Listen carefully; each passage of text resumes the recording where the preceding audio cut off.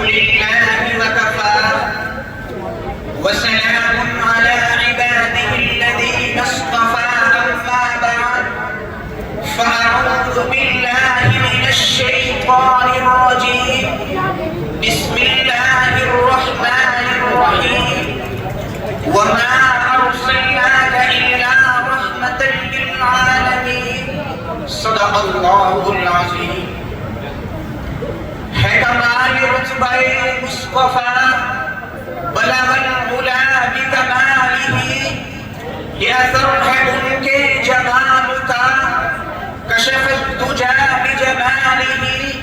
کسی ایک ادا کی تو بات کیا حسنت جمیع خصالہ، وہ رب کا جس نے بتا دیا صلو علیہ وآلہ.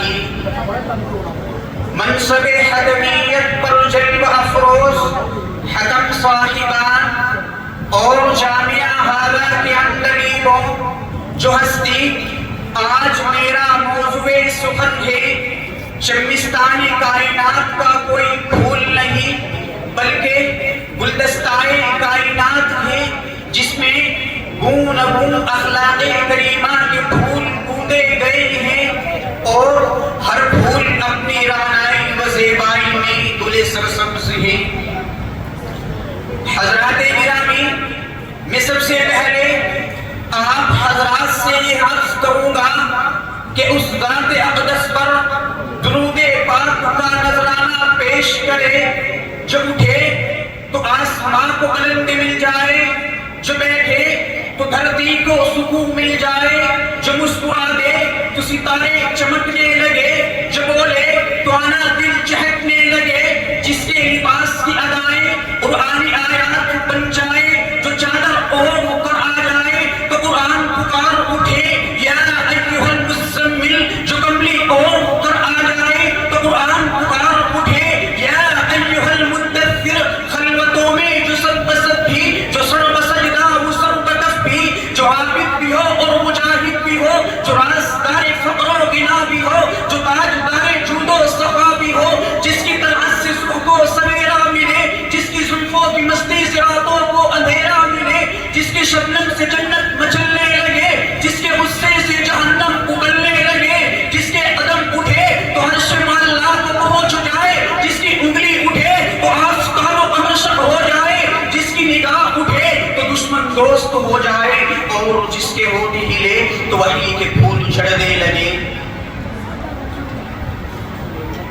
حضرات گرامی، تاریخ کے پڑھنے والوں نے پڑھا ہوگا، نئی اور پرانی داستانوں کے سننے والوں نے سنا ہوگا کہ سابق اور مقدم سپہ سالار، سابق اور مقدم فرمانروا ایسے ہوتے تھے جو اینٹ کڑوا پتھر سے دے دے تجھے تیری صداقت کی قسم، اے انقلاب دورہ تجھے تیرے انصاف کا واسطہ بتا ان فرمانرواؤں میں کوئی ایسا فرمانروا بھی گزرا ہے جس نے پتھر برسانے والوں کو پھول پیش، گالیاں دینے والوں کو دعائیں دی ہو؟ اے تاریخ تو خاموش کیوں ہے؟ اے انقلاب دورہ تو جواب کیوں نہیں دیتا؟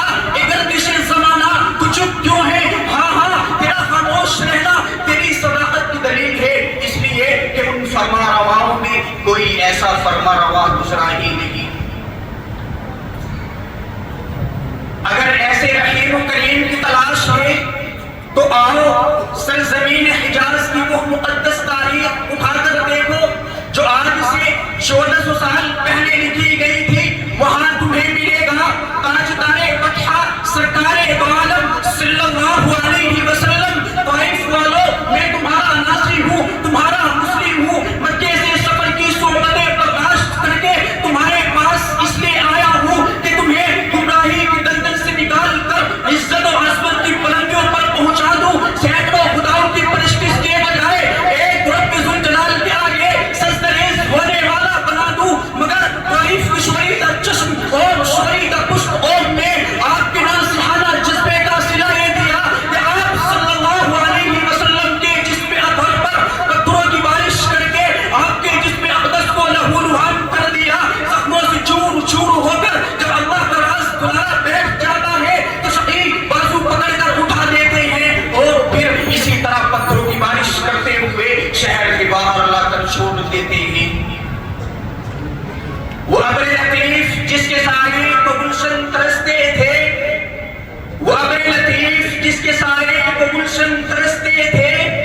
یہاں طائف میں اس کے جسم پر پتھر برستے تھے، مگر یہ تاریخ سن، اے ظلم و ستم کی داستانوں سے اوبنے والوں، متوجہ ہو جاؤ کہ فرشتوں کی بات سن کر رحمت للعالمین کیا فرماتی ہے۔ وہ آقائے نامدار جس کو بدلہ لینے کی تمام قوتیں حاصل تھی، جو ان کا جواب پتھر سے دے سکتا تھا، وہ فرشتوں کی بات سن کر ارشاد فرماتا ہے کہ میں اس عالم میں رحمت للعالمین بن کر آیا ہوں، رحمت للعالمین بن کر نہیں آیا۔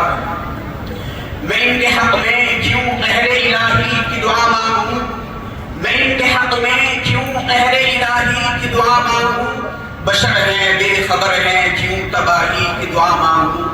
میں اپنی تقریر کو انہی چند باتوں پر ختم کرنا چاہتا ہوں۔ وما علینا الا البلاغ۔